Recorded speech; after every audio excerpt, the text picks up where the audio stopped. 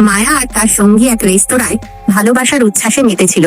গর্ভবতী মায়ার চোখে ছিল নতুন জীবনের স্বপ্ন, কিন্তু সেই স্বপ্ন দ্রুত ভেঙে যায়। ঘরে অন্তঃসত্ত্বা মায়া একা হাতে সব কাজ করে, আর তার সঙ্গী থাকে উদাসীন। সম্পর্কে শীতলতা চরম আকার ধারণ করে। ক্লান্তিতে মায়া খাবার নিয়ে পড়ে গেলে ভাঙা প্লেটগুলো যেন তাদের সম্পর্কের প্রতীক হয়ে ওঠে।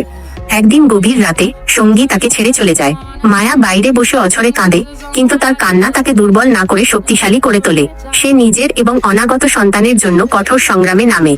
গর্ভবতী অবস্থাতেও সে রাস্তায় ময়লা পরিষ্কার করা, ভারী জিনিস টানার মতো কাজ বেছে নেয়। কষ্ট ও পরিশ্রমের মাঝে একদিন হঠাৎ তার প্রসব যন্ত্রণা শুরু হয়। ঠিক সেই মুহূর্তে একজন সদয় ডাক্তার তাকে দেখতে পান এবং দ্রুত হাসপাতালে নিয়ে যান। ডাক্তার তার যত্ন নেন এবং মায়া একটি সুস্থ শিশুর জন্ম দেয়। সময়ের সাথে সেই ডাক্তার মায়া ও তার সন্তানের জীবনে স্থায়ী হয়ে ওঠেন। তারা তার যন্ত্রণা ভুলে মায়া এখন সত্যিকারের বিজয় উদযাপন করে।